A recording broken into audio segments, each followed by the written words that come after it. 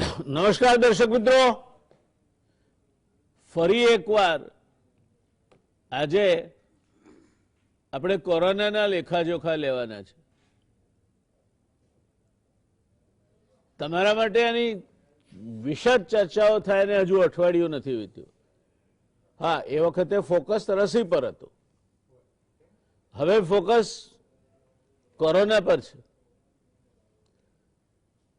એક સમય આપણે કોરોના દેશમાંથી વિદાય થઈ રહ્યો છે, રસી આવી ગઈ છે અને હવે ઝૂમ ઝૂમ કે નાચો આજ ગાઓ खुशी के गीत, आज कोरोना की हार हुई है और हमारी जीत ना गीतो सामूहिक स्वरे गाता था. ધડામ કરતી કોરોનાની રીએન્ટ્રી થાય તેવી પરિસ્થિતિનો ઉદય થયો છે. આ કારણથી જ આજે ગુજરાત સમાચાર ટેલિવિઝનના માધ્યમ થકી ફરી એકવાર આ ક્ષેત્રના તજજ્ઞ ડોક્ટર સાહેબો સાથે આપણે ક્ષિતિજે ઉપસી રહેલી પરિસ્થિતિની ચર્ચા કરવા માંગીએ છીએ. છેલ્લા એક અઠવાડિયાથી કોરોના વિષયને લઈને આ બીજો કાર્યક્રમ છે. મહાનગરની ચૂંટણીઓ પૂરી થઈ છે. નગરપાલિકાઓ, તાલુકા પંચાયતો અને જિલ્લા પંચાયતની ચૂંટણી આવતા રવિવાર 28મી ફેબ્રુઆરીએ છે. અત્યારે આ ચૂંટણીઓ માટેનો પ્રચાર પૂરજોશમાં ચાલુ છે. રાજકીય પક્ષો અને ચૂંટણી રસિયાઓ કોરોનાની ચિંતાને કોલ્ડ સ્ટોરેજમાં નાખી અત્યારે ચૂંટણી રાસમાં અને ચૂંટણી રાગમાં ગરબે ઘૂમી રહ્યા છે. સોશિયલ ડિસ્ટન્સિંગ, માસ્ક અને સેનિટેશનની ધજિયા ઉડી રહી છે. બરાબર તેવે સમયે 22 દિવસ પછી શનિવાર તારીખ 19 ફેબ્રુઆરીના રોજ કોરોનાના સૌથી વધુ કેસ નોંધાયાના સમાચાર ઝળકી રહ્યા છે. 22 દિવસ પછી કોરોનાના 13,903 નવા કેસ નોંધાયા છે. કેરળ, મહારાષ્ટ્ર, પંજાબ, મધ્યપ્રદેશ અને છત્તીસગઢમાં કોરોનાનો કાળો પડછાયો ફરી ફેલાવા માંડ્યો છે. 101 દર્દીના 19 તારીખ પહેલાના 24 કલાકમાં કોરોનાના કારણે મૃત્યુ નોંધાયા છે. છેલ્લા એક સપ્તાહમાં 84,599 નવા કેસ આવ્યા. તેમાં 31,885 કેરળમાં, 31,057 મહારાષ્ટ્રમાં, 2157 પંજાબમાં, 1768 છત્તીસગઢમાં અને 1662 કેસ મધ્યપ્રદેશમાં આવ્યા તે મુખ્ય છે. ભારતમાં ફરી એકવાર કોરોના સંક્રમણના એક્ટિવ કેસમાં વધારો નોંધાઈ રહ્યો છે. છેલ્લા 3 દિવસમાં દેશનો નેટ એક્ટિવ કેસની સંખ્યામાં 6,578નો વધારો થયો છે, જે ચિંતાજનક છે. કોરોના વાયરસ ઘટોત્કચ જેવો છે, વારે ઘડીએ પોતાનું રૂપ બદલે છે. ભારતમાં કોરોના વાયરસના 7,519 મ્યુટન્ટ અથવા વેરિયન્ટ્સ અસ્તિત્વમાં છે એવું કહેવામાં આવ્યું છે. દેશમાં પૂરતા પ્રમાણમાં સેમ્પલનું સિક્વન્સિંગ ન કરાય છતાં આટલા મ્યુટન્ટ સામે આવ્યા છે. જો પૂરતા પ્રમાણમાં સેમ્પલનું સિક્વન્સિંગ થયું હોત તો કદાચ આંકડો આથી પણ વધારે હોત એવું નિષ્ણાતોનું કહેવું છે. ગુજરાતમાં પણ કોરોના ફરી માથું ઉંચકી રહ્યો છે. ગુજરાતની નામદાર વડી અદાલતે સરકારને સતર્ક રહેવા ચેતવણી આપી છે. નામદાર હાઈકોર્ટે કહ્યું છે કે કોરોના જતો રહ્યો છે કે પૂરો થઈ ગયો છે એવું માની લેશો નહીં. કોરોનાનો નવો સ્ટ્રેન કેવી રીતે ત્રાટકશે અને કયા સ્વરૂપમાં હશે એ કહેવું મુશ્કેલ છે. ગુજરાતનું પાડોશી રાજ મહારાષ્ટ્ર અને કેરળ સૌથી વધારે કેસ સાથે ટોચ પર છે. મુંબઈ અને મહારાષ્ટ્રમાંથી ગુજરાતમાં નિયમિત અવરજવર થાય છે. આ કારણથી મહારાષ્ટ્રમાંથી ગુજરાતમાં આવતા વ્યક્તિઓ આ ચેપ ગુજરાતમાં ન ફેલાવે તે બાબતે ગુજરાતે સતર્કતા રાખવી પડશે. બીજી એક મૂંઝવણ છે, સ્વાઇન ફ્લૂ પણ ક્યાંક ક્યાંક માથું ઉચકી રહ્યો છે. અને સ્વાઇન ફ્લૂ કોરોના તરીકે ખોટા લેબલમાં પાસ ન થઈ જાય તે જોવાની ને સ્વાઇન ફ્લૂની ટ્રીટમેન્ટ આપવા માટેની મથામણ પણ આપણા તબીબી તંત્રે કરવાની રહેશે. કેરળની વાત પણ કંઈક આવી જ છે. રાજ્ય બહાર ખાસ કરીને પાડોશી રાજ્યોમાંથી ગુજરાતમાં આવતા પ્રવાસીઓ સંક્રમણ ન લઈ આવે તે માટે ગુજરાતે વિશેષ સાવચેતી રાખવી પડશે. આ માટે મહારાષ્ટ્ર, મધ્યપ્રદેશ જેવા પાડોશી રાજ્યોની બોર્ડર પર ખાસ ચેકપોસ્ટ ઊભી કરવાનો રાજ્ય સરકારે નિર્ણય લીધો હોવાનું કહેવાય છે. રેલવે સ્ટેશન અને એરપોર્ટ પર પણ સ્ક્રીનિંગ કરાશે. બીજી બાજુ રસીકરણને લાગે છે ત્યાં સુધી ભારત સરકારે રાજ્યોને આપેલ 2.1 કરોડ કોરોના રસીના ડોઝમાંથી હજુ સુધી માત્ર 50% જ વપરાયા છે. બાકીના એક્સપાયરી ડેટની નજીક જઈ રહ્યા છે, એટલે નકામા થઈ જાય તેવી શક્યતાઓ વધારે છે. દુનિયામાં રસીકરણની દ્રષ્ટિએ, આંકડાની દ્રષ્ટિએ ભારતે જબરજસ્ત સિદ્ધિ હાંસલ કરી છે, પણ સરખામણી હંમેશા ડાયમેન્શન ન્યુટ્રલ જેને કહેવાય કે કોઈ પણ પ્રકારના માનકથી અલગ રહીને એક જ પ્લેટફોર્મ પર લાવીને કરવી જોઈએ તો એ ટકાવારી છે. આપણા દેશમાં વેક્સિનેશનની પરિસ્થિતિ શું છે એ પહેલા દુનિયાના ટોચના 5 દેશની આપણે વાત કરીએ તો ઇઝરાયલમાં 78.80%ની ટકાવારી છે. પહેલો ડોઝ 47 અને બીજો ડોઝ 31.8% લીધો છે. યુનાઇટેડ અરબ એમિરેટ્સમાં 51.67%ની ટકાવારી છે. યુકેમાં 27.24%ની ટકાવારી છે. 26.3% પહેલો ડોઝ અને 0.9% બીજો ડોઝ લીધો છે. અમેરિકામાં 19%ની ટકાવારી છે. 13.1% પહેલો ડોઝ અને બીજો ડોઝ 5.7% લીધો છે. ચીલીમાં 15.13%ની ટકાવારી છે. 14.8% પહેલો ડોઝ લીધો છે. 0.3% બીજો ડોઝ લીધો છે. ભારતની વાત કરીએ તો ભારતમાં રસીકરણની ટકાવારી 0.81% છે. પહેલો ડોઝ 0.7% લીધો છે અને બીજો ડોઝ 0.1% લીધો છે. ભારત માટે રસીકરણની ટકાવારી હજુ તો પૂરી 1% પણ નથી થઈ, ત્યારે અડધો ડોઝ ફેંકી દેવા પડે તે મને લાગે છે કે ચિંતાનો વિષય હોવો જોઈએ. બીજી બાજુ કોરોનાનું નવું આક્રમણ શરૂ થઈ રહ્યું હોય ત્યારે પ્રશ્ન એ થાય છે કે આપણે વળી પાછા એક નવા લોકડાઉન અને અર્થવ્યવસ્થાના ચક્કાજામની પરિસ્થિતિ તરફ આગળ તો નથી વધી રહ્યા ને. આ બધી બાબતો અને આજની પરિસ્થિતિ એની ચર્ચા આજે જે નિષ્ણાત પેનલ સાથે આપણે કરવાની છે એમાં મારી સાથે સ્ટુડિયોમાં ડૉક્ટર નવનીતભાઈ શાહ છે, સિનિયર ડાયાબિટોલોજીસ્ટ અને એન્ડોક્રાઇનોલોજીસ્ટ છે. 40થી વધુ વર્ષનો તબીબી વ્યવસાયનો ઉચ્ચતમ અનુભવ ધરાવતા નવનીતભાઈ અનેક આજે ડૉક્ટરની વ્યવસાયમાં પોતાનું નામ કમાઈ ચૂકેલા ડૉક્ટરોના વિદ્યાગુરુ છે. અમેરિકાની ઇન્ટરનેશનલ કોલેજ ઓફ એન્જિયોલોજીમાંથી ફેલોશિપ મેળવી ચૂક્યા છે. ડૉક્ટર કમલેશ ઉપાધ્યાય દરેક નગરપાલિકા, કોર્પોરેશન, ફાયર ફાઇટર રાખતી હોય છે. ગુજરાત સરકારના આરોગ્ય વિભાગનું આ ફાયર ફાઇટર છે. ગમે ત્યાં ગમે તે ઇમરજન્સી ઊભી થાય એટલે કમલેશ ઉપાધ્યાયને ત્યાં મોકલો એ તારી અડધી ચિંતા ઓછી થઈ જાય, પછી બાકીની અડધી ચિંતા જે વ્યવસ્થાઓ થાય તેના થકી ઓછી થાય. કમલેશભાઈ મેડિસિન વિભાગના હેડ છે અમદાવાદ સિવિલ હોસ્પિટલમાં, અને સ્વાઇન ફ્લૂ, કોંગો ફીવર જેવા જીવલેણ રોગોમાં એમણે અહીં એક લખવાનો રહી ગયો છે, લેપ્ટોસ્પાયરોસિસ પણ એડ કરવો જોઈએ. એમણે બહુ સુંદર કામગીરી, પ્રશસ્ત કામગીરી કરી છે જેનો હું સાક્ષી છું.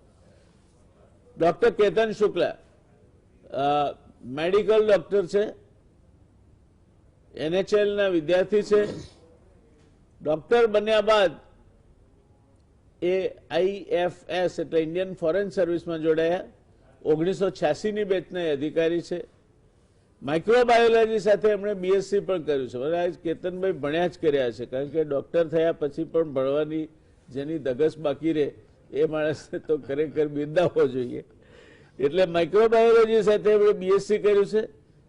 સંરક્ષણ મંત્રાલયમાં કામગીરી કરી ચૂક્યા છે અને એશિયા પેસિફિક સ્ટ્રેટેજિક સ્ટડી હોનોલુલુના તેઓ ભૂતપૂર્વ વિદ્યાર્થી છે.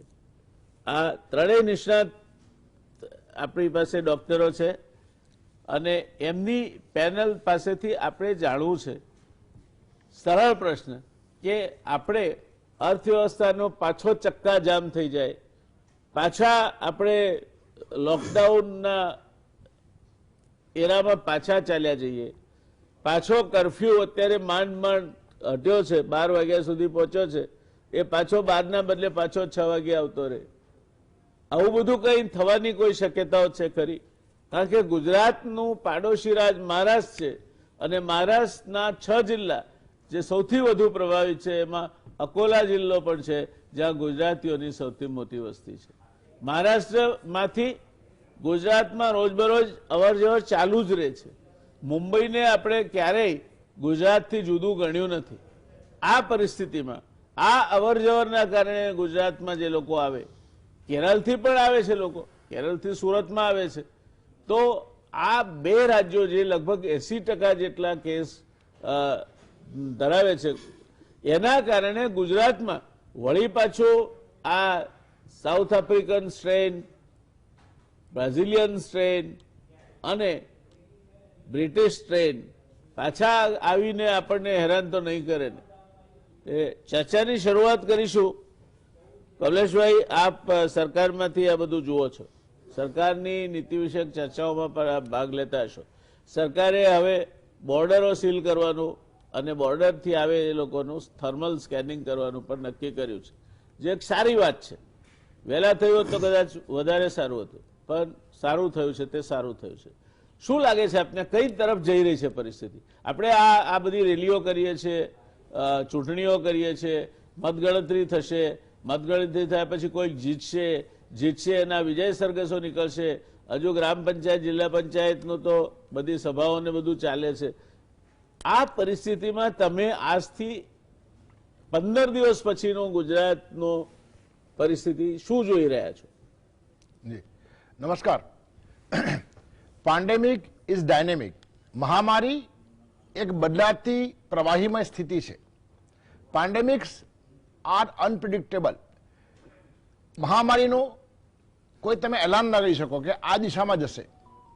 ત્યારે આવડો મોટો દેશ છે, એમાં એકાદ કરોડની આસપાસ કેસો નોંધાયા છે, તો જે વસ્તી છે એના પ્રમાણમાં બહુ જ ન્યૂનતમ કેસોમાં આપણને જોવા મળ્યો છે.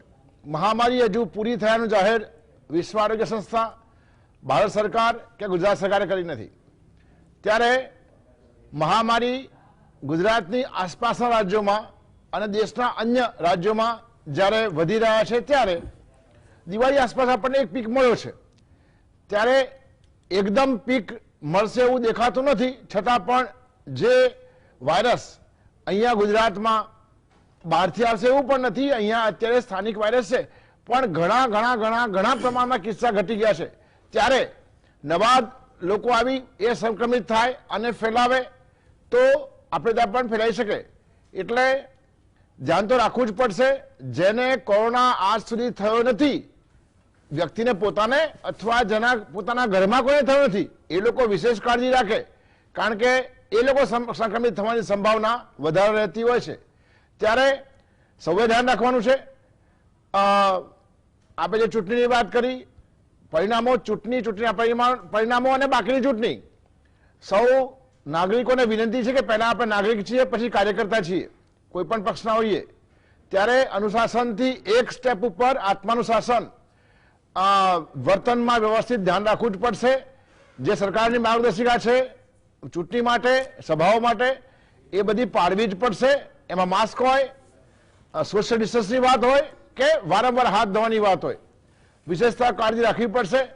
જે લોકો પોતે ડાયાબિટીસ, બ્લડ પ્રેશર, થાઇરોઇડ કે અન્ય કોઈ રોગોના જેને બીમારી ઓલરેડી છે, એ લોકો પોતાના અગેન સમય આવ્યો છે, ફરીથી સમય આવ્યો છે કે પોતાના રોગોને કંટ્રોલમાં કરી છે કે નહીં જોડાવી લો, ચેક કરાવી લો. આવનારા દિવસોમાં સમગ્ર ગુજરાતમાંથી તમને કિસ્સા વધારે જોવા મળી શકે એવું બને. જે પહેલી પરિસ્થિતિ હતી, એકદમ કિસ્સા વધ્યા, એવું કદાચ ન થાય, છતાં પણ સંખ્યા ચોક્કસ વધવાની સંભાવના રહેલી છે. જે લોકો મહારાષ્ટ્ર કે અન્ય રાજ્યમાંથી આવે તો એનો નાગરિક ધર્મ છે કે પોતે સેલ્ફ ડિક્લેર કરે જો સિમ્ટમ્સ આવે તો, અથવા આસપાસના વિસ્તારના માણસો પણ સરકારી તંત્રના ધ્યાનમાં લાવે. પુનઃ આપણે 4 રસ્તા પર ટેસ્ટિંગ સેન્ટર ખોલી રહ્યા છે.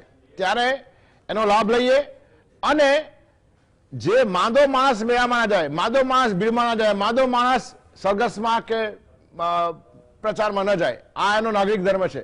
વિશેષતા વિનંતી છે, આપની આસપાસ તમે ટોળામાં છો, ખાંસી ખાતો માણસ છો ને પ્રશ્ન પૂછવો જોઈએ કે ભાઈ બીમાર તો નથી ને. આ દિવસો સાવચેતીના છે, જો ધ્યાન નહીં રાખીએ તો કિસ્સા ચોક્કસ વધી શકે. શાહ સાહેબ, મારે એ જાણવું છે, બધી વાત કરી કમલેશભાઈ, બહુ સરસ વાત છે. બે મને કહેવતો યાદ આવે છે. એક છે મહાજના ગતા સપંથા, જે રસ્તે મહાજન ચાલે છે, સમાજના મોટા માણસો ચાલે છે, યશા તે પંથા, એ જ રાજમાર્ગ છે. અને બીજો તુલસીદાસજીએ કહ્યું છે કે સમરથ કો નહીં દોષ ગુસાઈ, જે સમરથ છે એને કોઈ દોષ લાગતો નથી. તો ખુલ્લે આમ આપણે જોઈ રહ્યા છીએ કે મોટા મોટા નેતાઓ છે, મોટી મોટી રેલીઓ કરે છે, દરેક પક્ષમાં, કોઈ પક્ષ એમાંથી અપવાદ નથી. તો એમને સરકારને સમજ નથી પડતી કે આ એમની નજર સામે ચાલે છે. તો કાયદો શું સામાન્ય માણસ માટે છે કે કાયદો બધા માટે છે? અને કાયદો ચૂંટણી માટે નથી. કાયદો પેન્ડેમિક આવે ત્યારે જ આપણને લાગુ પડવાનો છે કે કાયદો નહીં લાગુ પડે એ માટે જે સમાજ સેવકો છે, જે આવતીકાલના સમાજને દોરવાના છે, જે આજે સમાજને માર્ગદર્શન આપી રહ્યા છે, એ કોઈ પણ રાજકીય પક્ષમાં હોય, મોટી રેલી કાઢીને નીકળી પડે તો એમને શું ગણવું? આપ એક ડોક્ટર તરીકે એમને શું કહેવા માંગો છો? સાહેબ, જે કાયદા છે અને કાયદાનું જે પાલન થવું જોઈએ એ બહુ જ અગત્યની વસ્તુ છે. જો આપણે અનુશાસનથી એ વસ્તુને ફોલો ના કરીએ તો એ આપણને કાઉન્ટર પ્રોડક્ટિવ છે, આપણને ફાયદો કરવાનું જ નથી. અને આપણે જોયું છે દરેક જગ્યાએ કે જ્યારે પણ કાયદાની વાત આવે ત્યારે આપણી જે ડેમોક્રેટિક પર્સનાલિટી છે આપણા દેશની, એ કેવી રીતે એમાંથી છટકવું, કેવી રીતે કોઈની પાસે ફોન કરાવો, કેવી રીતે ક્યાંકથી નીકળી જવું, પાવતી ના લેવી, એવા બધા ઘણા બધા વસ્તુઓ છે. એ જ રીતે જ્યારે પણ આવું મહામારીમાં અનુશાસનની જે વાત છે એ બહુ જ અગત્યની છે. તો કાયદો તો છે જ, પણ કાયદાને લઈને એમાં આપણે કેટલું ઇફેક્ટિવલી કામ કરી શકીએ એની સાથે સાથે માણસોનો પણ એટલો જ હક છે કે તેમને પણ એવું ધ્યાન રાખવું જોઈએ કે જેનાથી મહામારીને કાબૂમાં રાખી શકાય, આગળ વધવાનું રોકી શકાય. એ એટલું ઇમ્પોર્ટન્ટ છે. એટલા માટે બંને બાજુનું છે કે આપણા જે સરકારી નિર્ણયો છે એ પણ એવા છે કે જેમાં આપણે ધ્યાન રાખવું જરૂરી છે. અને સાથે સાથે આપણે પોતે માણસ તરીકે શું કરીએ છીએ અને આમાં કેવી રીતે કોન્ટ્રીબ્યુટ કરીએ છીએ એ અગત્યનું છે. એટલે હું સાહેબ એક વસ્તુ એવી કહેવા માગું છું કે જે જાહેર જગ્યાઓ છે કે જ્યાં આપણે ઘણી બધી વસ્તુ એવી કરીએ છીએ કે ચલો ભાઈ આજે મેટ્રો બંધ હતી, ચાલુ કરી કે જેનાથી રોજગાર વધે, કે દાખલા તરીકે આપણે અમુક જાહેર ફંક્શનોમાં ભેગા થવાની છૂટ આપે, આપણે લગ્નમાં 100-200ની છૂટ આપી, પણ આપણે એવી કોઈ એક્ટિવિટી ચાલી રહી છે અત્યારે જેમાં આપણે 15, 20, 25, 30, 40 હજાર માણસો ભેગા થવાના છે. હવે આ વસ્તુ એવી છે કે જેમાં કેવી રીતે અભિગમ રાખવો અને એને કાયદાથી કામ લેવું કે એને આપણા મનથી કેવી રીતે અભિગમ રાખવો એ બહુ મહત્વનું છે. એટલે જેમ કમલેશભાઈએ કીધું કે જવાબદારી તો આપણી બધાની જ છે, નેતા હોય કે ડાક્ટર હોય કે પછી સામાન્ય માણસ હોય. જો આપણે આટલા 1 વર્ષની મહામારીમાં આપણે એ સમજાવી ના શકીએ કે આ બહુ જ જરૂરી વસ્તુ છે તો મને લાગે છે કે આમાં આપણે બહાર નીકળતા ઘણો લાંબો સમય નીકળી જશે. જી ધન્યવાદ. ગુજરાતની નામદાર હાઈકોર્ટે કહેવું પડે કે તમે સતર્કતા રાખો. હવે સરકારના ફંક્શનો બાબત સતર્કતા રાખવાની સૂચનાઓ સુધી નામદાર હાઈકોર્ટે આપવી પડે. આ પરિસ્થિતિ ક્યાં લઈ જઈ રહી છે? આપણને કોરોના જતો રહ્યો છે કે પૂરો થઈ ગયો છે એવું માની લેશો નહીં. નામદાર હાઈકોર્ટને યોગ્ય લાગ્યું હશે તો સૂચના આપીએ છીએ. નામદાર હાઈકોર્ટ કોઈ પણ અવલોકનો પૂરતી ગંભીરતાથી જ કરતી હોય છે અને એમને લાગ્યું હશે કે આ ગંભીરતા છે માટે આ અવલોકન કર્યું હશે. પણ આ સ્થિતિએ આપણે પહોંચીએ એ સ્થિતિ નાગરિકો તરીકે આપણને પણ શોભાસ્પદ નથી. અને જે નેતાઓ છે દરેક પક્ષના, ફરી કહું છું, આમાં કોઈ પાર્ટી અપવાદ નથી. દરેક પક્ષે રેલીઓ કાઢી છે, દરેક પક્ષો સભાઓ કરે છે, દરેક પક્ષ મોટા ટોળા લઈને પ્રચાર કરવા નીકળે છે, દરેક પક્ષ પોતપોતાની રીતે પોતાનો બુંગીઓ વગાડવાનો પ્રયત્ન કરે છે. સરવાળે આવી સભામાં જવાથી ક્યાંક ગુજરાતના માનનીય મુખ્યમંત્રીશ્રીને પણ જો ચેપ લાગે તે પ્રકારની પરિસ્થિતિનું નિર્માણ થતું હોય તો સામાન્ય માણસો આટલી ભીડમાં માસ્ક નહીં પહેરવાનો, બાકીના બધા જ નિયમોને અભરાઈ પર મૂકી દેવાના, આપણે મને લાગે છે કે મહામારીને કંકોત્રી લખીને બોલાવી રહ્યા છે. આ બાબત દરેકના ખ્યાલમાં રહેવી જોઈએ. ચૂંટણી છે, પ્રચાર કરવો જોઈએ, પ્રચાર માટેની જરૂરી સવલત પણ એને મળવી જોઈએ, લોકશાહી છે.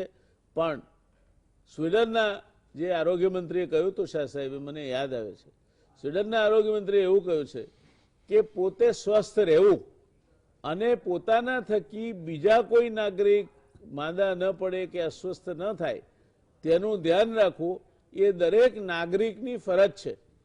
આ સ્વીડન છે અને એટલે જો આ ફરજ ત્યાં સ્વીડનના નાગરિકની છે તો આપણા નાગરિકની પણ આ જ ફરજ હોવી જોઈએ કે પોતે સ્વસ્થ રહેવું અને પોતાના થકી બીજો નાગરિક અસ્વસ્થ ન થાય તે ધ્યાન રાખવું.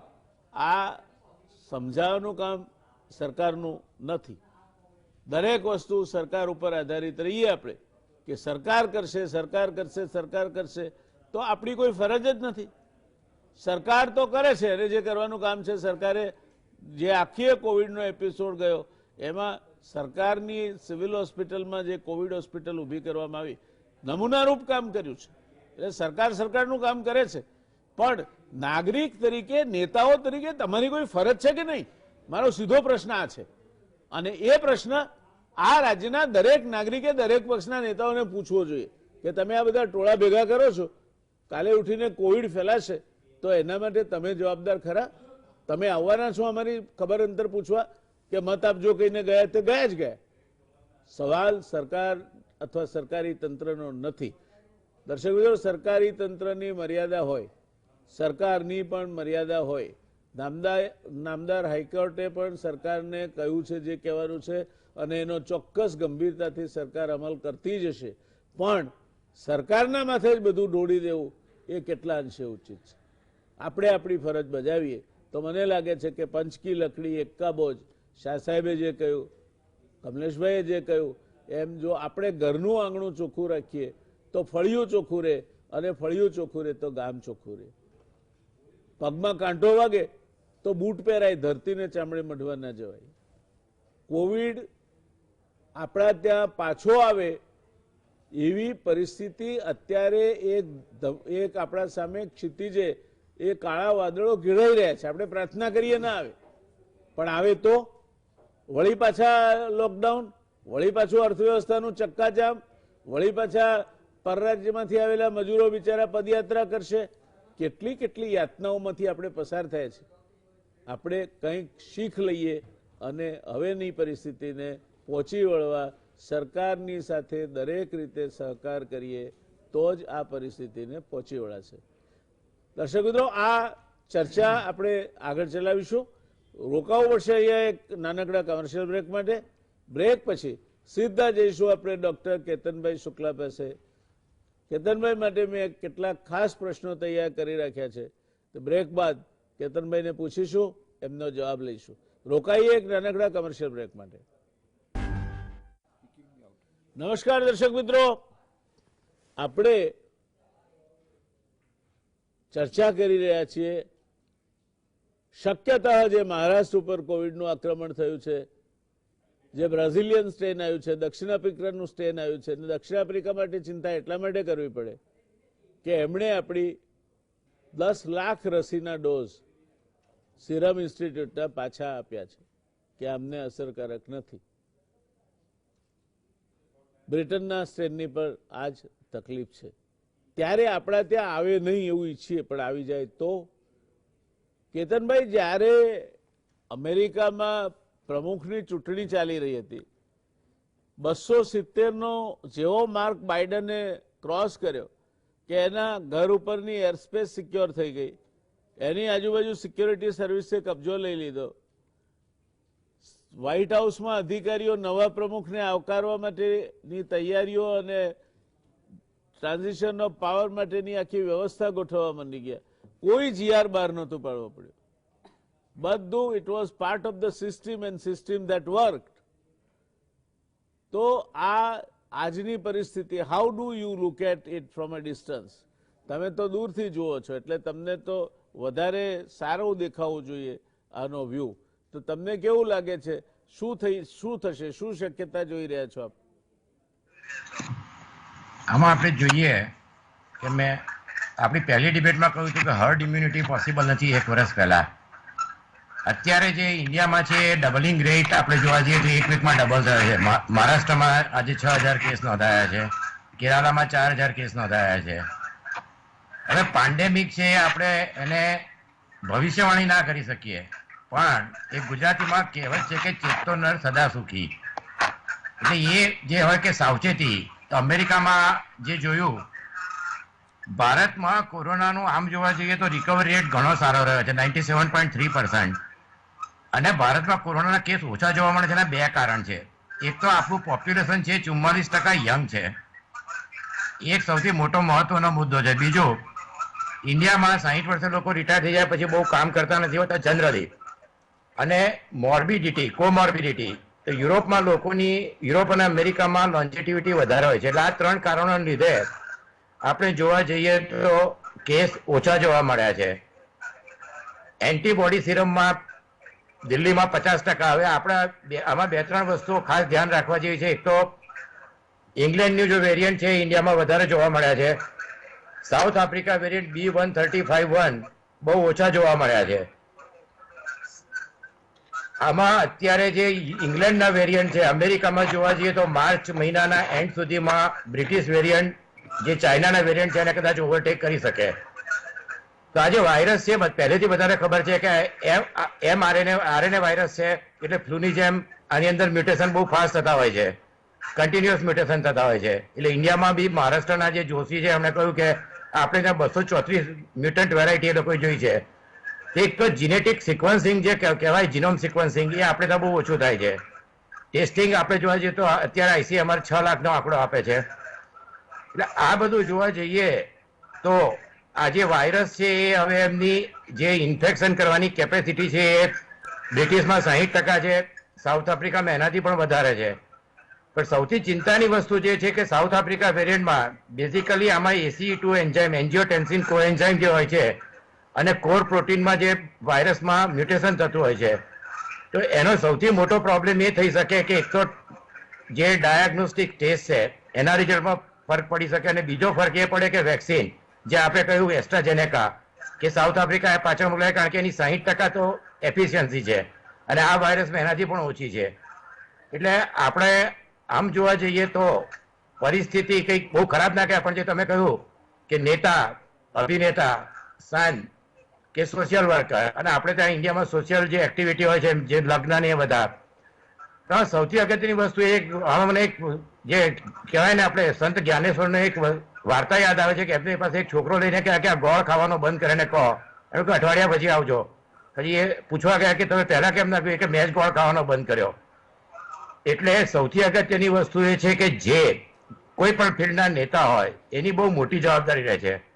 સાથે સાથે લોકોએ ડિસિપ્લિન તો માસ્ક સારા પહેર્યા હતા અમેરિકા કે બ્રિટન કરતા આપણે ત્યાં લોકોએ જાતે પહેલા 6-8 મહિના સુધી તકેદારી રાખી. પણ જે આ રોડ એક્સિડન્ટમાં જેવું છે કે સાવધાની ઘટી તો દુર્ઘટના વધી, એના જેવું છે. બીજી વસ્તુ એ છે કે હું 15 દિવસ પહેલા ઘણા જોડે વાત કરતા હતા કે વેક્સિન લેવા જોઈએ. મોટાભાગના લોકો હેઝિટન્ટ હતા કે કોઈ જરૂર નથી, કોરોના મટી ગયું છે. એટલે આમ જોવા જઈએ તો આની ડબલિંગ રેટ વધતો જાય, અને જે રીતે બ્રિટનમાં વધ્યું, યુરોપનું જે સેકન્ડ અને થર્ડ વેવ થયા એ બધા નયા મ્યુટન્ટ વેરિયન્ટને લીધે થયા છે, અમેરિકામાં પણ. એટલે સૌથી અગત્યની વસ્તુ એ છે કે વેક્સિનેશન. હવે વેક્સિનેશનની ફિગર આપણે જોવા જઈએ તો આપણે ત્યાં 3 કરોડ પ્રાઇમરી વર્કર છે અને એની પછી 27 કરોડ 50 યર્સ અને એની ઉપર કોમોર્બિડ આપવાનું છે. તો 3 કરોડમાંથી અત્યાર સુધીમાં ખાલી 1.7 કરોડ વેક્સિનેશન થયું છે. એટલે એ રીતે જોવા જઈએ તો વેક્સિનેશનનો રેટ ઘણો ઓછો છે. લોકો થોડા વેક્સિન લેવા માટે હેઝિટન્ટ છે, જે અમેરિકામાં યુરોપમાં પણ છે. તો આની અંદર સૌથી અગત્યની વસ્તુ હવે એ છે કે આ જે વાયરસ છે એટલે સૌથી વધારે મહત્વનું હવે ટેસ્ટિંગની જે આપણે કહ્યું કે રેલવેમાં આવતા હોય પણ એ સિવાય જે 3 વસ્તુ અગત્યની છે કે વેક્સિનેશનનો રેટ વધારવો પડશે કે જેમ બને એમ જલ્દી વેક્સિનેશન થશે. એન્સર ડોક્ટર ગુલેરિયાએ પણ કહ્યું છે કે વેક્સિનેશન આપણે હર્ડ ઇમ્યુનિટીની તો હમણાં વાત કરવી જ નથી, કારણ કે 80 કરોડ લોકોને વેક્સિનેશન અને ઇન્ફેક્શન બંને ગણીને જોઈએ તો આ વર્ષના અંત સુધીમાં નહીં થાય. તો જેવી રીતે અમેરિકામાં બીજેને કહ્યું કે પહેલા 100 દિવસમાં હું 10 કરોડ વેક્સિન આપીશ. આ ટેક્સાસમાં એવો પ્રોબ્લેમ થયો તો મને લાગે છે કે 15 કરોડ વેક્સિનેશન પૂરા કરી દેશે. જૂન સુધીમાં આખા અમેરિકા માટે એ લોકો પાસે 60 કરોડ વેક્સિનની જે કહેવાય કે અવેલેબિલિટી હશે. એટલે આપણે વેક્સિનેશન તો એક તો એનું પ્રોડક્શન વધારવું પડશે, સપ્લાય વધારવો પડશે, અવેરનેસ વધારવી પડશે. નહીં તો આમાં જે નાના નાના ઇન્સિડન્ટ છે એમાંથી જો ડબલિંગ રેટ વધ્યો તો પરિસ્થિતિ ગંભીર થશે. એટલે લોકોએ સમજવું જોઈએ કે આ મુવા પીછે દુનિયા ડૂબ ગઈ. એટલે લોકોએ પહેલા તો પોતે જાતે ધ્યાન રાખવું જોઈએ અને જે કંઈ નિયમો હોય છે એ નિયમોનું એકદમ ગંભીર રીતે પાલન કરવું જોઈએ, કારણ કે જવાબદારી લોકોની છે, સામે જે શાસક છે કે બાકી લોકો છે એમની પણ જવાબદારી. એટલે આમાં એવું છે કે બંને પક્ષેથી જો બરોબર રીતે તકેદારી રાખવામાં આવે તો વિન વિન સિચ્યુએશન છે. પણ એ કોઈ આવા જે સુપર સ્પ્રેડર ઇવેન્ટ છે એને ટાળવા જોઈએ.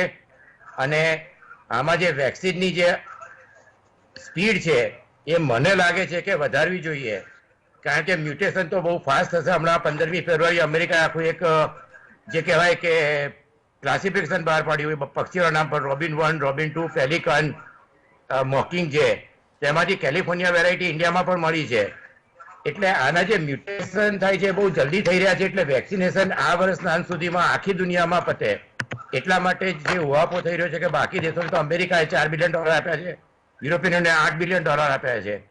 એટલે આપણે એમ માનીએ કે આખા ઇન્ડિયામાં જેમ બને એમ જલ્દી વેક્સિનેશન થવું જોઈએ. અને અમેરિકામાં વેક્સિનેશન થઈ ગયા પછી પણ જે સૌથી સારા ઇમ્યુનોલોજીસ્ટ ડોક્ટર ફાઉચી છે એમણે કહ્યું છે કે આ વર્ષના અંત સુધીમાં માસ્ક પહેરવા પડશે. એટલે 3 વસ્તુનું લોકોએ ખાસ ધ્યાન રાખવું પડશે: માસ્ક, સેનિટાઇઝેશન અને સોશિયલ ડિસ્ટન્સિંગ, અને ચોથું વેન્ટિલેશન. એટલે આ 4 વસ્તુ જે કહેવાય કે એનું ગંભીરપણે પાલન કરવામાં ના આવે તો આપણે ત્યાં ટેસ્ટિંગ ઓછા છે. એટલે મને લાગે છે કે જે કેસ હતા એની લીધે ઇમ્યુનિટી વધી છે. અને આ જે વેરાયટી છે એમાં ડબલિંગ રેટ બહુ જલ્દી વધારે, 60% વધારે જે કહેવાય કે જીનેટિક કોડમાં એન્ઝાઇમ એન્જિયોટેન્સિનનું જે સાઇટ છે એટલે બાઇન્ડિંગ વધતું જાય છે. એટલે એ એક મોટો પ્રોબ્લેમ થશે. ટ્રાન્સમિશન વધતા સાથે સાથે વેક્સિનમાં બી એક બીજો પ્રોબ્લેમ બી ધ્યાનમાં રાખવો છે. આમાં ગંભીર કેમ લેવું જોઈએ કે જે mRNA વેક્સિન છે 2, ફાઇઝર અને મોડેના, તો mRNA વેક્સિન તો 1 મહિનામાં કે 2 મહિનામાં નવા વેક્સિન એ લોકો પ્રોડક્શનમાં લાવી શકશે, કારણ કે બહુ જલ્દી વેક્સિન માટે એ લોકોને ચેન્જ કરવામાં ફેર નહીં પડે. પણ બાકીના જે વેક્સિન છે એ બધા જ વેક્સિનમાં પ્રી ક્લિનિકલ ટ્રાયલ 1 અને 2 જોવા જઈએ તો ઘણો સમય લાગી શકે. એટલે આમાં અત્યારે prevention is better than cure. એટલે જેમ બને એમ જલ્દી આ બધા મુદ્દા ધ્યાનમાં રાખીને, અને એમાં પબ્લિક અવેરનેસ, પબ્લિકમાં એક જાતની એવી એ થતી જાય છે કે હવે કોરોના જતો રહ્યો છે કે બહુ ઓછો થઈ ગયો છે, જે એક બહુ ખોટી વસ્તુ છે. કારણ કે તમે જોયું કે મહારાષ્ટ્રમાં 8 મિનિસ્ટર થઈ ગયો, CM ને આપણે ગુજરાતમાં થયો હતો. એટલે એ જે છે હજુ પણ કોરોના વ્યાપક છે. એના ઇન્ફેક્શન જે રીતે લોકડાઉન, હમણાં માઇલ્ડ લોકડાઉન કરે, પણ જે પણ કોઈ રિએક્શન થાય એ નીચક રિએક્શન કરવાથી ફાયદો નહીં થાય. એટલે લોંગ ટર્મ પોલિસી બનાવી અને લોંગ ટર્મ વિઝન રાખી અને એને બહુ જ વ્યવસ્થિત રીતે, ગંભીર રીતે અને શિસ્તબદ્ધ રીતે લોકો પાસે પાલન કરાવવી પડશે અને લોકોએ એનું પાલન કરવું પડશે. કારણ કે હવે બીજો લોકડાઉન આપણે ઇકોનોમિકલી આપણે માટે સારો નથી. દાખલા તરીકે મધ્યપ્રદેશમાં બધા કોરોનાના જે સેન્ટર હતા બંધ કર્યા, હવે ફરી ચાલુ કરે છે. તો 6 સ્ટેટ, પંજાબ, છત્તીસગઢ, મહારાષ્ટ્ર, કેરાલા, MP, ત્યાં આગળ ડબલિંગ રેટ અત્યારે વધતો જાય છે. અને અવર જવર તો આપણે રહેવાની, દાખલા તરીકે બોમ્બે મેટ્રો છે તો બોમ્બે મેટ્રોમાં રોજના 10 લાખ માણસ ટ્રાવેલ કરે છે. એટલે માસ્ક મેન્ડેટ કમ્પલસરી કરી, સોશિયલ ડિસ્ટન્સિંગ રાખી અને સેનિટેશન જે ઢીલ છે એ જેમ બને એમ જલ્દી દૂર કરવી જોઈએ. અને વેક્સિનેશન જેમ બને એમ જલ્દી એને જેમ બને જલ્દી આપણે 40 કે 50% સુધી પહોંચી શકીએ તો એ આપણે માટે હવે બહુ મહત્વનું છે, કારણ કે જો નવું વેરિયન્ટ આવ્યું તો વેક્સિન ફાઇઝર અને મોડર્ન જેમ બહુ જલ્દી ચેન્જ નહીં થઈ શકે. એટલે આ બધી એક કહેવાય ને કે એક લાંબા ગાળાની નીતિ રાજ્ય સરકાર અને સેન્ટ્રલ બંને મળીને જેમ બને એમ જલ્દી કરે એ દેશના અને લોકોના હિતમાં છે. જી ધન્યવાદ. કમલેશભાઈ, વારંવાર જે વાત કરી કેતનભાઈએ એ મ્યુટેશન ને વેરિયન્ટની વાત કરી, તો આ વેરિયન્ટ શું છે અને કેમ એને વધારે મહત્વ આપવામાં આવે છે કે આ સાઉથ આફ્રિકાનું વેરિયન્ટ છે, આ ઇંગ્લેન્ડનું વેરિયન્ટ છે, આ બ્રાઝિલનું વેરિયન્ટ છે, તો દરેક દેશમાં જુદા જુદા વેરિયન્ટ કઈ રીતે પેદા થાય? જી, નવેમ્બર 2019ની આસપાસ આ ઝૂનોટિક ઇન્ફેક્શન ચામાચીડિયામાંથી વાયરસ મનુષ્યમાં આવ્યો અને 7મી જાન્યુઆરીએ ચાઇનાએ 7મી જાન્યુઆરી 2020 પહેલો કેસ આપણે કન્ફર્મ WHO ડિક્લેર કર્યો અને પેન્ડેમિકની શરૂઆત થઈ. આ વાતને 1 વર્ષ કરતાં 1 વર્ષને 1 મહિના જેવો ટાઈમ થયો, 13 મહિના જેવો ટાઈમ થયો. ત્યારે વાયરસ આ 28,000 29,000 ન્યુક્લિયોટાઇડ વાળો વાયરસ છે. એમાંથી મ્યુટેશન એ નોર્મલ પ્રક્રિયા છે. આપણું શરીરનું બંધારણ બદલાય, જેમ શરીર આપણી ઉંમર વધે એમ આપણું શરીરના પણ કેસો બદલાય, એમ મ્યુટેશન અથવા એનું સ્ટ્રક્ચર બદલાય એ વાયરસનો પોતાનો સ્વભાવ છે. એને પણ માણસની વચ્ચે જઈને રહેવાનું છે. આજે એશિયન હોય, અમેરિકન હોય, યુરોપિયન હોય કે રશિયન માણસ હોય, તો ત્યાંની આબોહવા જ્યાં બહુ જ બરફ છે, ત્યાં વૃક્ષો છે જ નહીં, ત્યાં ઓક્સિજનની સ્થિતિ જે લો ઓક્સિજન સ્થિતિમાં પણ ત્યાંના માણસોનું શરીર એક્લિમેટાઇઝ થયેલું હોય છે. તો આ વાતાવરણને અનુકૂળ થવા માટે ત્યાંના લોકો આજે જ્યાં જ્યાં બર્ફીલા પ્રદેશો ત્યાં ઇન્ફેક્શન ઓછા છે, ઓટોઇમ્યુન રોગો વધારે છે. આ પણ એક ત્યાંના લોકોની એક જીવનશૈલીના ભાગરૂપે ત્યાંના રોગો પરનું પ્રમાણ અલગ અલગ હોય છે. ત્યારે ઇન્ફેક્શન જ્યારે આવા ઘૂસે છે ત્યારે ત્યાં મોર્ટાલિટી રેટ પણ વધારે થતો હોય છે. આપણે પર મિલિયન મોર્ટાલિટીની વાત કરીએ તો જેટલા પણ ડેવલપ નેશન છે એના કરતાં ભારતમાં ઓછો છે. એમાં સૂર્યપ્રકાશનો, વૃક્ષોનો ફાળો ઓછો નથી. ત્યારે વાયરસને ત્યાંના જેસા દેશ એસા વેશ, ત્યાંના લોકોમાં સંક્રમિત થવા માટે પોતાનું ક્લેવર જે બદલે છે એને મ્યુટેશન કહેવાય, અથવા એને કહેવાય વેરિયન્ટ નવું ફોર્મ થાય. આમાં યુકેમાં કે બ્રાઝિલમાં કે આફ્રિકામાં નવા નવા મ્યુટન્ટ દેખાયા. ત્યારે એ વાયરસ અહીંયા આવે ત્યારે એની ફેલાવાની તીવ્રતા ચાઇના કરતાં, યુકે કે બ્રાઝિલિયન સ્ટ્રેન કે એમાં બીજા કરતાં ફેલાવાની ક્ષમતા વધારે છે એવું આપણને રિપોર્ટમાં મળે છે. વિષય એવો છે જે પોપ્યુલેશનમાં કોઈ પણ ચાઇનાનો, બ્રિટનનો કે બ્રાઝિલનો વાયરસ એક વખત કોઈના વ્યક્તિ થકી દેશમાં પ્રવેશ પામે, દેશમાંથી રાજ્યમાં પ્રવેશ પામે, તો એ વખતે જે લોકોમાં ઇન્ફેક્શન લાગેલું નથી એ લોકોમાં વાયરસની તીવ્રતા રહેવાની છે. તમે જો આપણા જે આઉટબ્રેક થયા છે, શરૂઆતમાં માર્ચમાં વાયરસ આવ્યો, એપ્રિલ મેમાં આપણે એકદમ કિસ્સા વધ્યા, વળી પાછું ઠંડુ પડ્યું અને દિવાળીની આસપાસ અગેન આઉટબ્રેક આવ્યો. તો આમ એક વખત નવો વાયરસ કોઈક આવે તો ફેલાવાની શક્યતા વધારે રહેતી હોય છે. પણ એમાં મહદઅંશે જેને ઇન્ફેક્શન લાગ્યું નથી એવા લોકોમાં સંક્રમિત થવાની પોસિબિલિટી છે. આવડો મોટો દેશ છે, એમાં ઇન્ફેક્શન લાગ્યું હોય એવા લોકોની સંખ્યા બહુ નહીવત છે.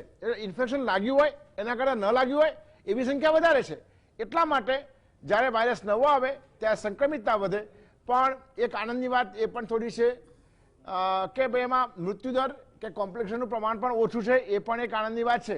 કેવું બિહેવ કરશે અહીંયા વાયરસ ભારતમાં આવ્યો તો આપણા સમય કે છે. અત્યારે તો પ્રિડોમિનેટલી આપણે જે ચાઇનીઝ પ્રકારનો વાયરસ આવ્યો હતો એ જ અત્યારે વધારે જોવા મળે છે.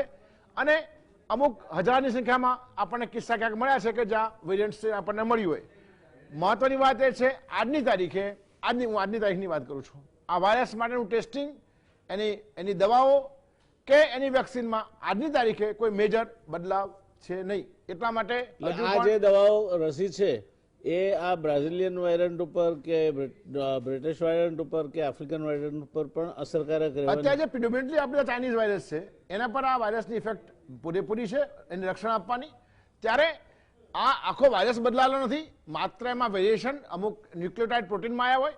ત્યારે વેક્સિનની અસરકારકતામાં બહુ જ ફરક પડશે એવું માનવાની જરૂર નથી. ચોક્કસ અસરકારક છે.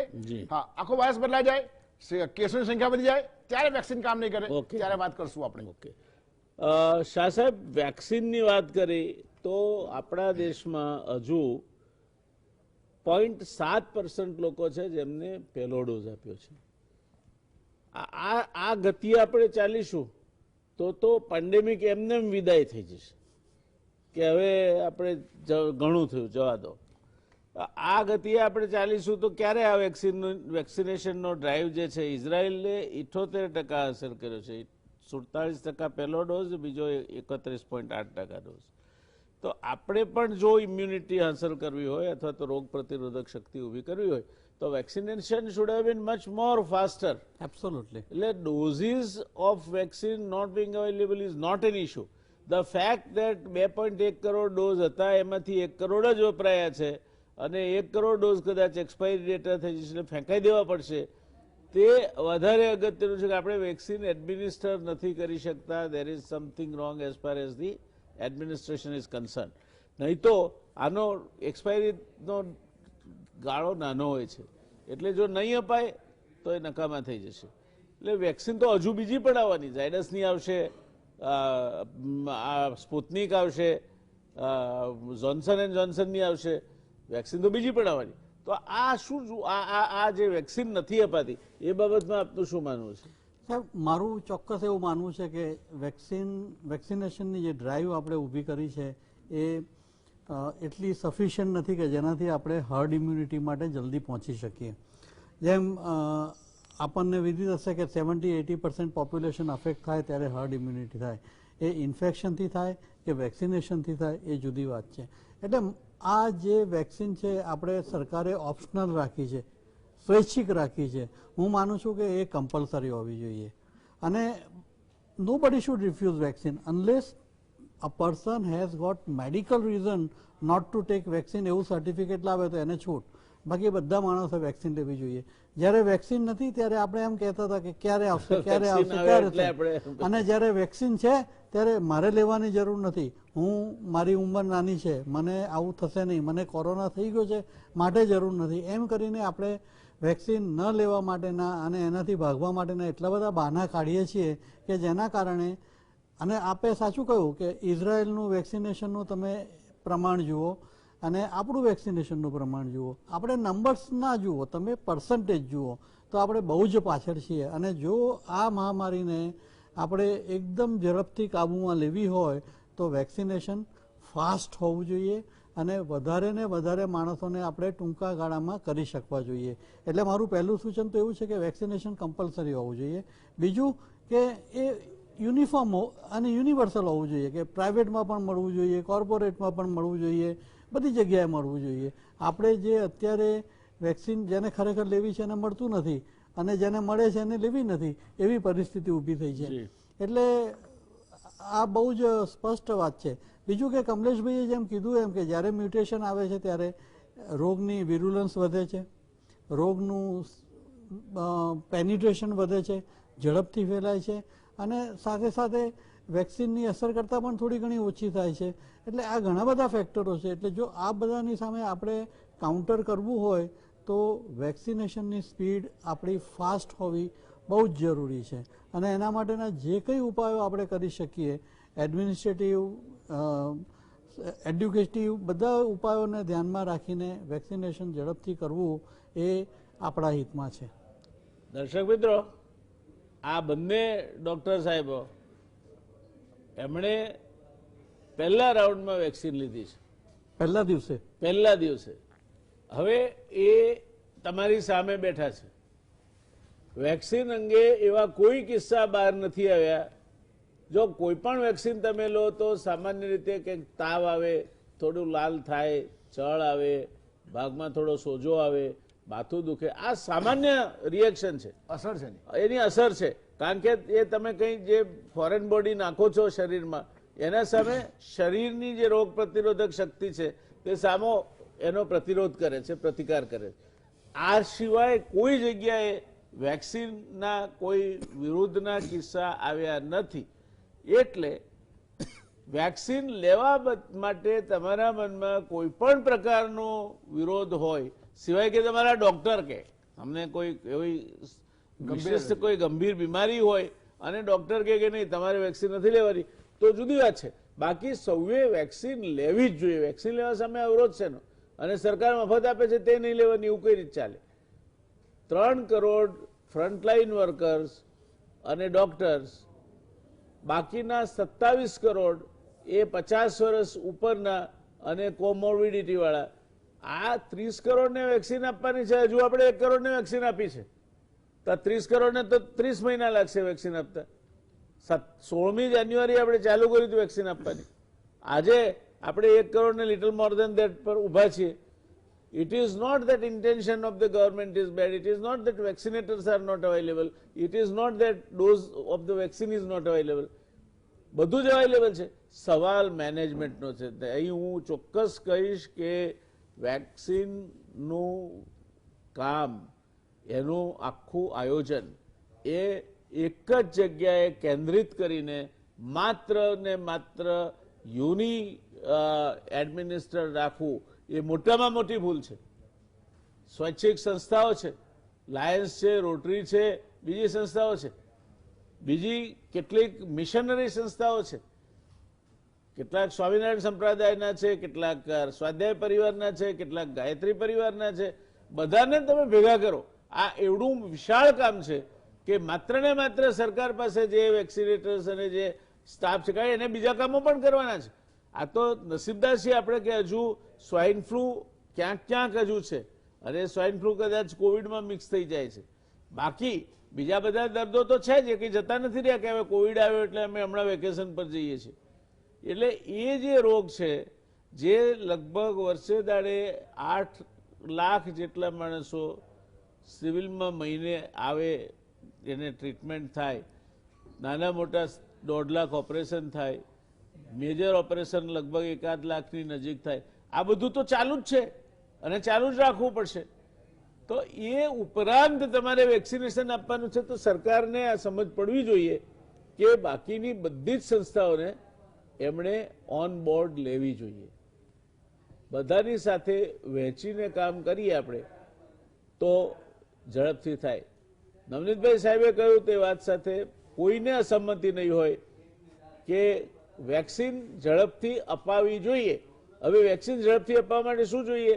વેક્સિનના ડોઝ જોઈએ. તમારે 1 કરોડ ડોઝ ફેંકી દેવા પડે પરિસ્થિતિ ઊભી થઈ છે. વેક્સિન અપાવવા માટે શું જોઈએ? બીજી વેક્સિનના તમારે ડોઝ જોઈએ. તેમાં તો હવે કરોડોના સંખ્યામાં હવે તો બીજી આપણી ગુજરાતની પણ 2 કંપનીઓની વેક્સિન આવવાની છે. એ પ્રશ્ન નથી. તો વેક્સિન અપાવવા માટેનું ફિઝિકલ એડમિનિસ્ટ્રેટિવ મિકેનિઝમ જોઈએ. વેક્સિનેટર અને વેક્સિન સાથે સંકળાયેલ આખી વ્યવસ્થા જોઈએ.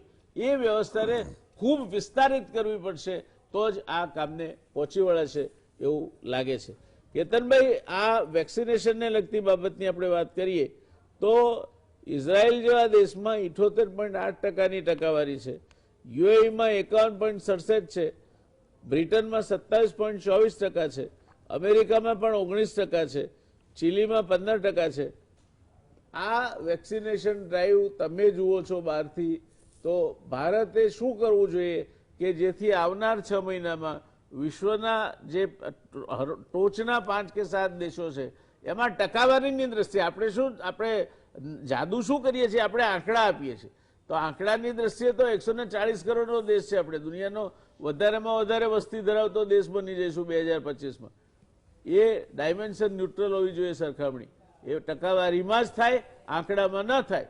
તો આપણે શું કરવું જોઈએ કેતનભાઈ કે જેનાથી દુનિયાની હરોળમાં આપણે આવીને ઊભા રહીએ અને ઘણા મોટા પાયે હર્ડ ઇમ્યુનિટી ઊભી થઈ શકે? કે 50 થી 60 કરોડ વેક્સિનેશન કરવા પડે. હવે આપણી પાસે ઇન્ફ્રાસ્ટ્રક્ચર બીજા બધા દેશો કરતા સારું છે, પણ 2 આગળ જતા પ્રોબ્લેમ ઊભા થઈ શકે. એક તો અમેરિકામાં સપ્લાય છે તો ફાઇઝર અને મોડેના અમેરિકાને સપ્લાય કરી શકે એની હાલતમાં નથી. હવે એ લોકો જોન્સન જોન્સનની રાહ જુએ છે. તો આપણું પ્રોડક્શન ફેસિલિટી જે બધા આપણા નિષ્ણાતો હોય છે કે જે બધા પોલિસી મેકર હોય છે, તો સૌથી પહેલાં તો એ લોકોએ એ વિચારવું છે કે 50 કરોડ વેક્સિન આવતા 8 મહિનામાં આપણે મેન્યુફેક્ચર કરીશું. બીજી અગત્યની વસ્તુ કે મેન્યુફેક્ચર કર્યા પછી એને સપ્લાય ચેઇનમાં કેવી રીતે મોકલવા. એટલે પહેલાં તો 50 કરોડ મેન્યુફેક્ચર કરવા એક બહુ મોટી વસ્તુ છે. બીજી અગત્યની વસ્તુ, આપણે પહેલાં જે તમે કહ્યું મ્યુટેશન શું છે, તો ફ્લૂમાં દર વર્ષે મ્યુટેશન થતું હોય છે અને દર વર્ષે નવી રસી બનતી હોય છે. તો આજે mRNA છે એ સૌથી ફાસ્ટ મ્યુટેશન થાય છે. એમાં કોઈ નવું વાયરસ નથી થતું, પણ એની જે જીનેટિક સિક્વન્સિંગ કોડ હોય છે, આમાં 600માં જે આખું 3 કે 4 ચેન્જ થયા છે, તો ટોટલ અત્યારે 4000 વેરિયન્ટ છે. વાયરસમાં ઇવોલ્યુશનની જેમ જે વેરિયન્ટ છે એ વેરિયન્ટ જે ચાઇના અને બ્રિટને ઓવરટેક કર્યા અને સાઉથ આફ્રિકા કરશે, જે સૌથી વધારે જેનું ઇન્ફેક્શન રેટ હોય છે તેમાં મોર્બિડિટી વધવાના ચાન્સીસ વધારે છે, કારણ કે એને લીધે ઇન્ફેક્શન વધારે લાગશે. એટલે ડેથ રેટ વધતા જ અમેરિકામાં અત્યારે ડેથ રેટ અને જે કેસ વધી ગયા ત્યારે 5 લાખ માણસ મરી ગયા, એક કારણ હતું કે બ્રિટિશ વેરિયન્ટ હેઝ ઓવરટેકન. તો જે નવી વેરાયટી આવે એ પહેલાં, એટલે આપણે 50 કરોડ વેક્સિનેશન આવતા 8 કે 10 મહિનામાં મેન્યુફેક્ચર કરીશું અને પછી એને સપ્લાય ચેઇનમાં મૂકી અને પછી એને વેક્સિન કરવા. એટલે આમાં એક અવેરનેસ જે આપણે કહીએ બરોબર છે. આપણી પાસે પ્રાઇમરી હેલ્થ સેન્ટર ને બહુ સારું છે, પણ જે બે વસ્તુનું ધ્યાન રાખવું પડશે કે મેન્યુફેક્ચરિંગ એટલે કે સપ્લાય અને પછી એનું ડિસ્ટ્રીબ્યુશન. તો એને માટેનો 10 મહિનાનો રોડમેપ હશે, તો બાકી આપણે 10 મહિના પછી ફરી ડિસ્કસ કરતા આવીશું કોઈ નવો મુદ્દો આના ઉપર જ. અને જે આ મ્યુટેશન છે એ બહુ ગંભીર વસ્તુ છે, કારણ કે સાઉથ આફ્રિકાની મ્યુટેશનમાં એસ્ટ્રાઝેનેકા કામ નથી કરતું, પણ એ મ્યુટેશન આગળ જતાં વધુ મ્યુટેટ થવાના 3-4 મહિનામાં ચાન્સીસ છે. એટલે દરેક કન્ટ્રી અત્યારે જલ્દી કરી રહ્યું છે. યુરોપને વેક્સિન સપ્લાય નથી મળી રહ્યો અને યુરોપિયન યુનિયન વાળાને અત્યારે ભયંકર ખરાબ પરિસ્થિતિ છે. એટલે આપણે માટે સારું એ છે કે આપણે બિગેસ્ટ મેન્યુફેક્ચર છીએ, એટલે જેમ બને એમ જલ્દી હર્ડ ઇમ્યુનિટી માટે 50 કરોડ વેક્સિન કરવા પડે. અને હજુ આપણે જ્યાં 30 કરોડનો આંકડો છે તો કોમોર્બિડિટી અને ફ્રન્ટલાઇન વર્કરનો છે. એટલે જે કહેવાય કે લોંગ ટર્મ પોલિસી પ્લાનિંગ કર્યા વગર પછી જે કહેવાય કે ગાજા મેં વરસે નહીં, એવું ના થવું જોઈએ. કમલેશભાઈ, લાસ્ટ ક્વેશ્ચન ટુ યુ. આપણી પાસે લગભગ 2 કે 3 મિનિટ છે. 3 મુદ્દા કેતનભાઈએ કયા, મને લાગે છે એની સાથે કોઈ પણ ડિસ્પ્યુટ આપણને ના હોઈ શકે કે supply chain must be in place. તમારે 50 કરોડને 2 ડોઝ આપવાના છે તો 100 કરોડ ડોઝ તમારે આવનાર 8 કે 10 મહિનામાં લાઇનઅપ કરવા પડે. એ 100 કરોડ ડોઝનું ડિસ્ટ્રીબ્યુશન અને સ્ટોરેજ કરવું પડે. એ 100 કરોડ ડોઝને વેક્સિનેટ કરવા માટેનું આખું મિકેનિઝમ ઊભું કરવું પડે. તો સરકાર એકલા હાથે શું કરવા કરે? કેમ IMA થી માંડીને બધાની મદદ ના લઈ શકાય? વેક્સિનનો જેટલો ડોઝ અવેલેબલ છે, પહેલી વસ્તુ કહેવા માંગુ છું કે આજે નાના દેશો ઇઝરાયલ જેવા કે એની સાથે આપણા દેશની પરિસ્થિતિને કમ્પેર કરવી ટકાવારી દ્રષ્ટિએ પણ બરોબર નથી. We are working very hard on this issue. Number 1. Number 2, દરેક દેશના દરેક રાજ્યોને વેક્સિન આપવી પડે. એમાંથી ભાગે પડતી આવતી વેક્સિન અને IMA અને અન્ય સંસ્થાઓનું સહભાગિતા વધારવી જ જોઈએ. આ ઓરલ પોલિયો નથી કે માત્ર સરકારના આશા વર્કરથી આપણે આપી શકશું. આ ઇન્જેક્ટેબલ વેક્સિન છે, એટલા માટે એને અડધો કલાક ઓબ્ઝર્વ કરવાના છે. ત્યારે પૂરતી વ્યવસ્થા જે પ્રાઇવેટ ખાનગી સંસ્થાઓ છે એને પણ ઇન્વોલ્વમેન્ટ 100% કરવું જ જોઈએ, હું પણ માનું છું. એક સાહેબે વાત જે કમ્પલસરી વેક્સિનેશન કર્યું એ કદાચ ભારતમાં શક્ય નથી. હજુ પણ આપણે આ દેશમાં અમુક વસ્તુઓ આપણે આપણી એને ખાસિયત ગણો કે લિમિટેશન્સ ગણો, એને સ્વીકાર છૂટકો છે. કમ્પલસરી ઇઝ નોટ પોસિબલ આજની તારીખે. તો એક વાત છે, વાયરસ ઇન્ફેક્શન લગાવે અને રોગ કરે અને મૃત્યુ અથવા બચી જાય, જ્યારે વેક્સિન ઇન્ફેક્શન લગાવે પણ રોગ ન થવા દે. એટલે વેક્સિન લેવી જ જોઈએ, 100% લેવી જોઈએ. માસ પ્રોડક્શન વધારવું જોઈએ, એ ટેકનિકલ વાતો છે. પણ વેક્સિન એક વખત તમારો વારો આવે એટલે લેતા ખચકાટ ના અનુભવો, એ પણ એટલી પ્રાઇમરી વાત છે જ. એમાં કોઈ અસંમતિ નથી. એટલે વેક્સિન વાયરસ બદલાય એ પહેલા વેક્સિન લઈ લેવી જોઈએ, એ પણ એટલી જરૂરી વાત છે. વિશ્વમાં આપણે આ ક્ષેત્રમાં આત્મનિર્ભર બન્યા છીએ, ત્યારે આપણે આપણી વેક્સિનમાં વિશ્વાસ મૂકીએ, એ પણ એટલી મહત્વની વાત હું જોઈ રહ્યો છું. Is a preventable, vaccine preventable disease. અને આખો વાયરસ પહોંચે કે વેક્સિન પહોંચે મારા સુધી પહેલા, તો વેક્સિન પહોંચે તો ફાયદો ચોક્કસ છે. હું સાહેબ એક વસ્તુ ઉમેરવા માંગીશ કે આપે જે કીધું કે હવે અવર જવર ચાલુ થઈ જાય, આંતરરાજ્ય અવર જવર, તો એના માટે દરેક પેશન્ટ, દરેક વ્યક્તિ જે આવે એક રાજ્યમાંથી બીજામાં, એમાં RT-PCR તો ના કરી શકીએ આપણે, પણ રેપિડ એન્ટિજન ટેસ્ટ કરવો જોઈએ. અને જે લોકો સિમ્પ્ટોમેટિક છે અથવા જેને થર્મલ ગનથી ફીવર આવે છે, એમનો RT-PCR નેગેટિવ આવે તો જ એમને એન્ટર થવા દેવા જોઈએ. કારણ કે જો આ મુવમેન્ટમાં આપણે ધ્યાન રાખીશું તો સ્પ્રેડ થતો અટકાવાશે. જી જી, વાત સાચી છે આપની. દર્શક મિત્રો, પ્રશ્ન સરળ નથી અને જે બંને ડોક્ટર સાહેબોએ કહ્યું, કેતનભાઈએ કહ્યું, વાત એ છે કે આટલી મોટી ડાયમેન્શન છે કે તમારે એની સાથે પનારો પાડવાનો છે. ઇઝરાયલ નાનો દેશ છે તો માણસો ઓછા છે એમની પાસે, આપણે મોટો દેશ છે તો ડોક્ટરો વધારે છે આપણી પાસે, માણસો વધારે છે, એટલે પર્સન્ટેજ જ કમ્પેરિઝનમાં ચાલે. કોઈ ડાયમેન્શન ન્યુટ્રલ વસ્તુથી જ પર્સન્ટેજ કમ્પેરિઝન થાય. મૂળ વાત એ છે, અને હું કમલેશભાઈ સાથે સમજ છું કે કાયદાથી નહીં થાય, પણ જે તે ધર્મગુરુ કહેશે અથવા જે સંસ્થા એની જેમાં માનતો છે કહેશે તો થશે. તમે એને આપો ને કહો કે બધા સત્સંગીઓ હોય કે બધા આપણા સ્વાધ્યાયી હોય કે બધા ગાયત્રી પરિવારના ભાઈઓએ આ તારીખે વેક્સિન લઈ લેવાની છે, સાહેબ લેવાઈ જશે. અને આ કમલેશભાઈને ખબર છે કે સ્વાઇન ફ્લૂ વખતે આ બધી સંસ્થાઓને સાથે રાખીને જે કામગીરી થઈ હતી એના કારણે આ પ્રશ્નને વકરતો અટકાવી શકાયો હતો. એ જ રીતે લેપ્ટોસ્પાયરોસિસનો આતંક એ પણ બધી સંસ્થાઓના સહકારથી દક્ષિણ ગુજરાતમાં અટકાવી શકાયો. આ શક્ય છે એવો દુરાગ્રહ નહીં રાખવો જોઈએ કે બધું જ સરકારના માધ્યમથી થશે.